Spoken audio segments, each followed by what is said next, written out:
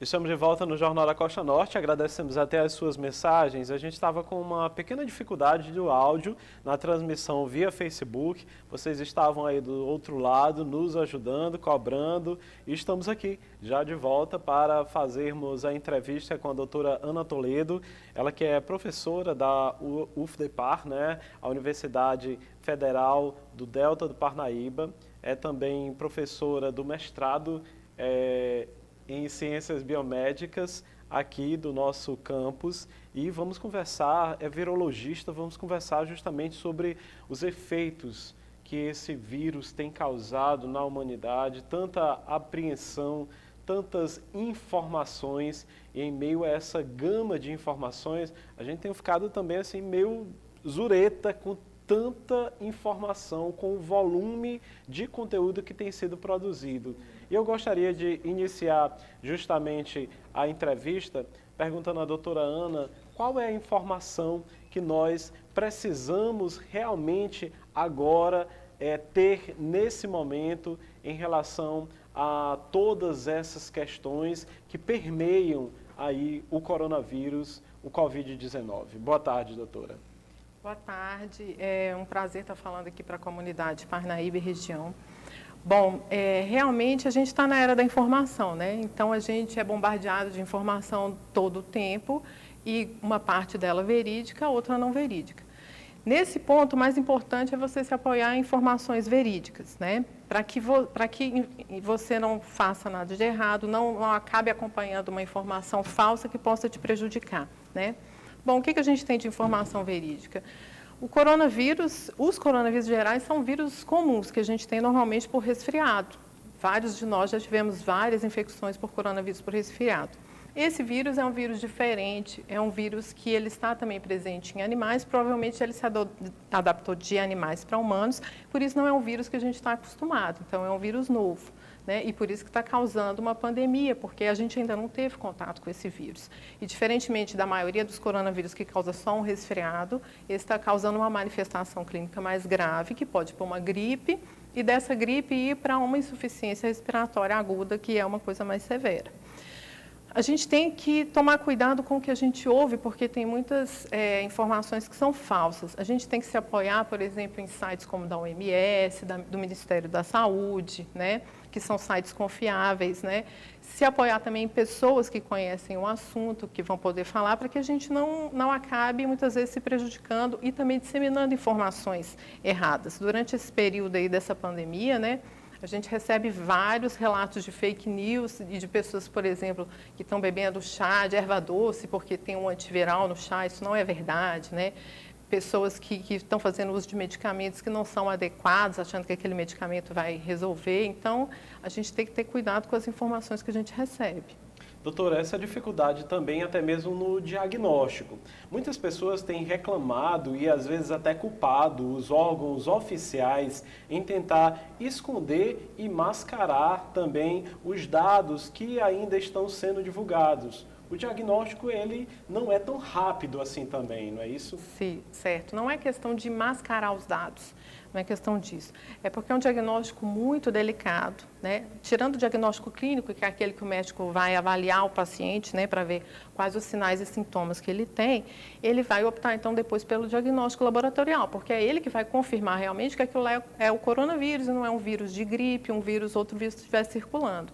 E para isso ele precisa do diagnóstico laboratorial. O diagnóstico laboratorial ele é muito minucioso, é um diagnóstico que não é feito em qualquer laboratório, a gente tem que ter os laboratórios de referência associados ao governo, os laboratórios centrais, que é um diagnóstico molecular, onde vai detectar o genoma do vírus.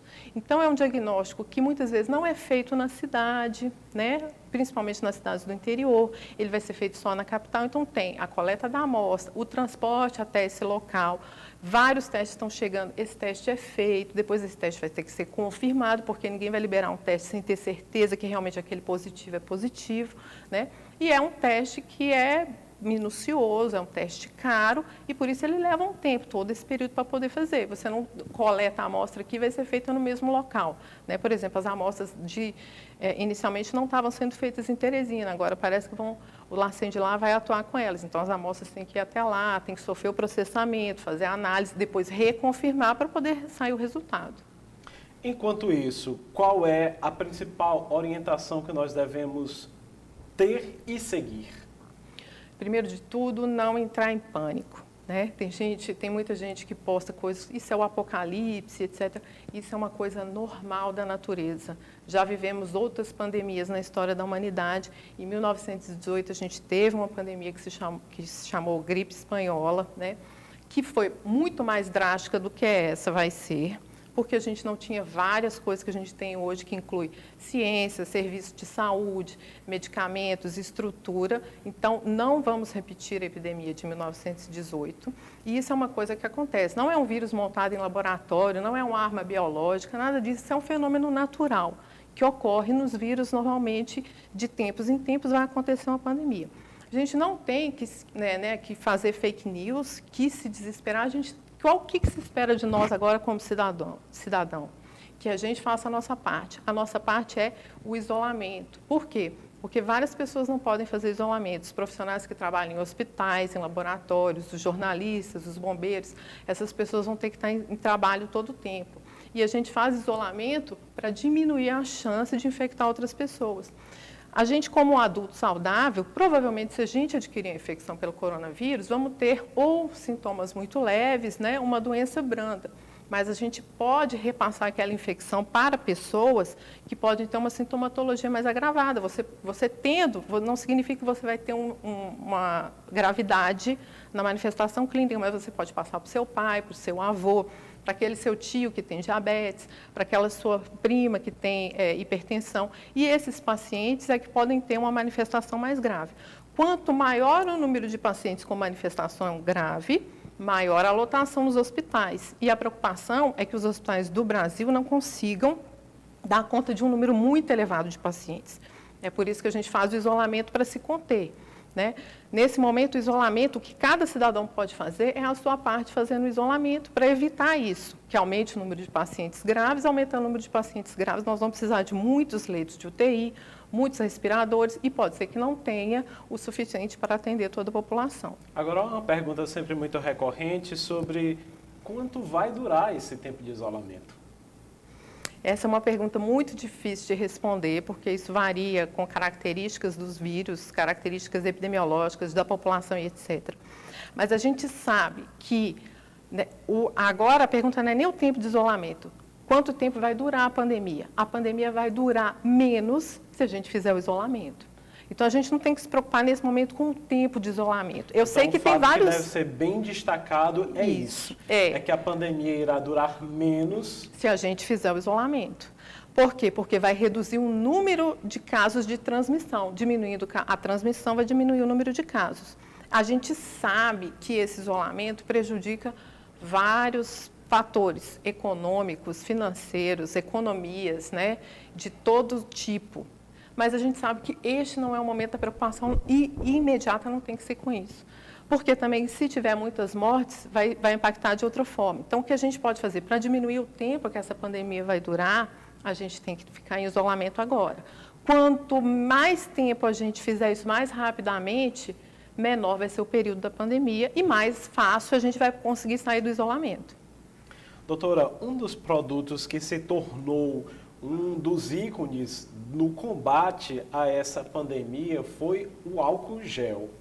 Muitas pessoas recebiam agora há pouco um vídeo de um determinado estabelecimento comercial que parece que chegou o estoque de álcool gel e as pessoas aglomeradas ali, umas próximas das outras, para tentar comprar o álcool gel. Agora, muitos especialistas, assim como a senhora, falam que também o álcool gel não é a única solução.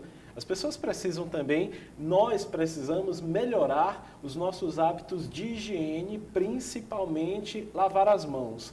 Água e sabão é fundamental nesse período? Olha só, isso é uma ótima pergunta, porque muita gente, né, eu ouço muitas pessoas falando, professora, eu não consegui álcool gel, na minha cidade já acabou, eu não consigo mais encontrar.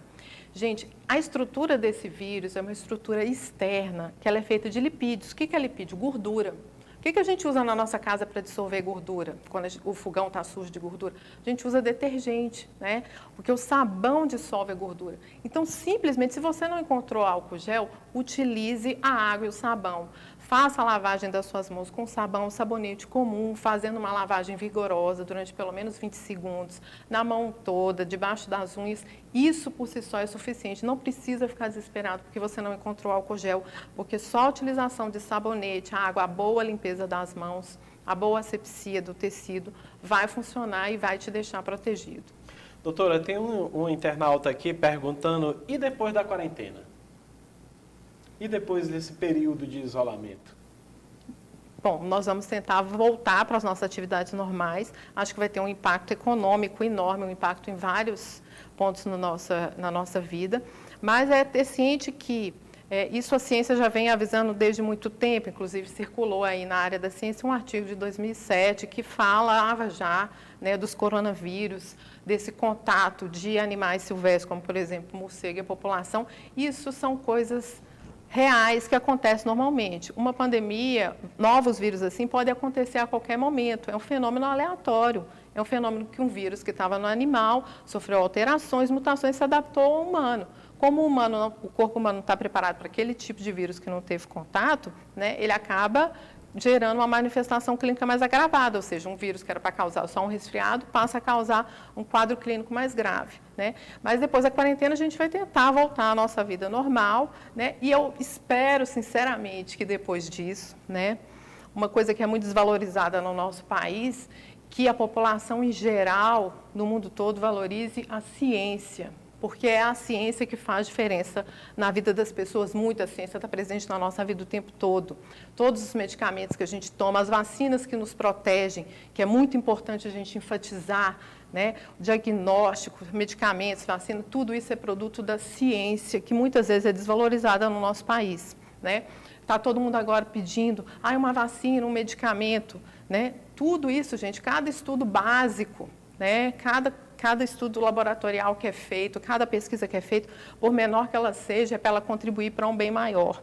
Então, você faz, às vezes, pesquisas localizadas, tentando determinar uma proteína de um vírus, às vezes é aquela proteína que vai ser um alvo de um medicamento. Então, a ciência básica, a ciência aplicada, ela é muito importante. A gente precisa que cada cidadão brasileiro tenha noção disso e apoie, sim, a ciência, porque é ela que vai nos salvar dessa pandemia. Como uma das fake news agora desse último dia, circulou pelas redes sociais algumas informações de que o sulfato de hidroxicloroquina seria uma das soluções para essa crise do coronavírus, para combater o coronavírus. Áudios circularam que farmácias já estariam adquirindo estoques de milhões de caixas de remédios da hidroxicloroquina, né, para curar o coronavírus. Agora, a gente sabe também que uma substância para o combate efetivo, ela não vai ser produzida do dia para a noite. O que a senhora tem a falar também sobre essa última informação do sulfato de hidroxicloroquina? Bom, na verdade não é bem uma fake news, na verdade é uma realidade isso, né? Mas o importante foi o que fizeram ao redor dessa notícia. Essa foi uma notícia que foi veiculada ontem à noite, né? Esse medicamento, a hidroxicloroquina, é um medicamento que já existe. Ele existe para o tratamento da malária e do lúpus, então é um medicamento que está acessível na farmácia. Eu devo sair correndo agora da minha casa, em todas as farmácias da cidade, buscar isso, que foi o que foi feito ontem à noite, né? A gente recebeu relatos de várias cidades do país onde as farmácias compraram-se todos os medicamentos estão lá. Não, gente, isso é muito importante que não seja feito. Por quê? Porque é utilizado para o tratamento da malária e do lúpus. E, principalmente o lúpus, os pacientes que fazem uso desse medicamento não podem ficar sem. A partir do momento que compra-se todo um estoque da farmácia, o paciente que tem uma doença crônica importante, ele fica sem o tratamento dele. E você também não deve tomar esse medicamento. Estou gripada, acho que é coronavírus, vou tomar esse medicamento. Não deve fazer isso, você não sabe nem se é coronavírus. Teve um estudo, né? Esse estudo foi feito com pacientes que estavam com coronavírus e viu que o medicamento, né, diminuiu os sintomas e as pessoas foram à cura mais rapidamente, né? Mas a gente tem que pensar que nesse momento, se não existe uma grande concentração desses medicamentos nos fornecedores, ele deve ser utilizado para aqueles casos que são mais graves, para aquelas pessoas que estão no grupo de risco, né? Então não é para você, eu acho que eu estou tendo sintoma de resfriado, eu vou logo tomar isso. Não. Primeiro porque todo medicamento, seja qual for, ele tem efeitos colaterais. Você não pode tomar um medicamento sem a prescrição médica adequada, você não sabe se você faz parte de um grupo que vai ter mais efeitos colaterais. Então, o correto agora, nesse momento, é, primeiro, ver se o governo vai liberar a utilização dessa droga para o tratamento de coronavírus. O FDI parece que liberou lá nos Estados Unidos. A gente não sabe se o governo brasileiro ainda fez isso, eu não tenho essa notícia. E se for, ser utilizado da forma correta, ser prescrito pelo médico, na dose correta, que vai ter que avaliar qual dose vai ser utilizada, e para o tratamento daqueles pacientes que realmente vão precisar, né? Porque, às vezes, um paciente que não precisa vai utilizar, e um paciente que está hospitalizado, né, que precisa dessa droga para ajudar a melhorar, sair daquele quadro clínico, não vai ter a droga para utilizar. Então, nesse momento, a gente tem que utilizar a nossa razão, né, da racionalidade. O que eu posso fazer? Eu posso realizar o meu isolamento para favorecer a mim e a população em geral. Doutora Ana, o internauta está perguntando aqui, o Nathan Soares, onde estão sendo feitos os exames e o prazo para a confirmação de fato se uma pessoa está com Covid-19 aqui em Parnaíba? A gente sabe que a rede hospitalar, principalmente a pública, é a responsável por fazer esse diagnóstico também. Agora, haveria possibilidade de clínicas também passarem a fazer os testes? Laboratórios particulares? Sim. Bom, eu tenho informação extraoficial de algumas pessoas que trabalham em laboratórios que há poucos dias atrás foram liberados testes rápidos, né, que é diferente desse teste que é feito, por exemplo, pelos LACENS, que é o teste molecular, que são testes sorológicos. Parece que esses testes rápidos vão ficar disponíveis para laboratórios particulares para serem feitos. Mas eu também não sei precisar isso se já, se quando, né? Eu sei que a Anvisa liberou, parece que 8 testes, né? Agora, o tempo de liberação do resultado, isso vai variar muito, vai variar, né, se for em qual cidade do interior, o deslocamento até a capital, qual a demanda da capital, né, porque parece que a demanda tem aumentado gradativamente, né, e por isso, nem sempre a pessoa, estou tendo sintoma de resfriado, preciso fazer o teste, né. O teste ele vai ficar mais limitado àquelas pessoas que realmente estão tendo sintomas mais agravados. Então, se você está tendo sintomas leves, se você está tendo uma coriza, um mal-estar, né, mas você não está caminhando para ter sintomas mais pronunciados, como uma tosse, como falta de ar, você não é um paciente para se fazer o teste. Se você está tendo sintomas leves, fique na sua casa, fique isolado, tente evitar o contato com seus familiares, né?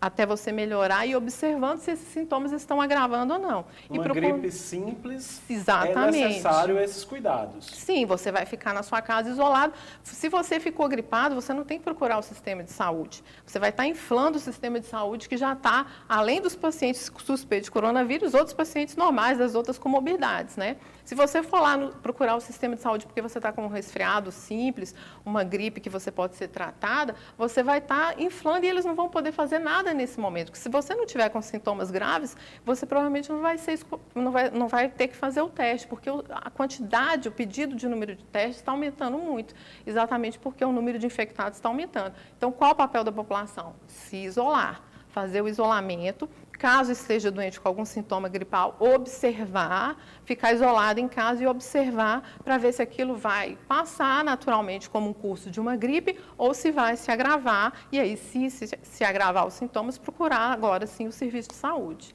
Muitas são as perguntas que estão chegando aqui na nossa live, aqui também pelo Facebook, pelo WhatsApp. Os internautas estão perguntando o seguinte: a gente sabe que algumas doenças, como sarampo, catapora, são doenças que elas acometem o paciente em uma vez.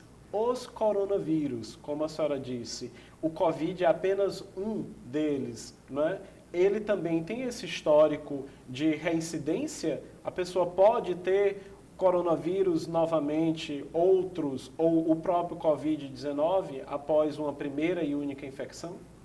Pois é, os vírus respiratórios desse tipo são um pouquinho diferentes, né? Por exemplo, sarampo, quando a gente tem só uma vez, cachumba, quando a gente tem só uma vez, porque esses vírus, a gente diz que eles têm somente um sorotipo, ou seja, só existe um tipo desse, né? Ou poucos sorotipos. Então, ao ser infectado, né, você produz uma resposta imunológica que vai te proteger, você vai produzir anticorpos que vai te proteger caso você seja infectado novamente por aquele vírus. Os vírus respiratórios não funcionam muito assim, porque a gente tem vários sorotipos do mesmo vírus. Por exemplo, por que a gente fica resfriado várias vezes na vida? Às vezes pelo mesmo vírus, porque existem vários subtipos diferentes daquele mesmo vírus. O Covid já apresentou nos últimos trabalhos que foram feitos atualmente, fizeram o sequenciamento do gene dos vírus, de vírus isolados no mundo todo, da Itália, né, dos Estados Unidos, da Inglaterra, da China, fez o sequenciamento, e a gente já vê que esse vírus, normalmente, ele tem uma característica de ter mais mutações.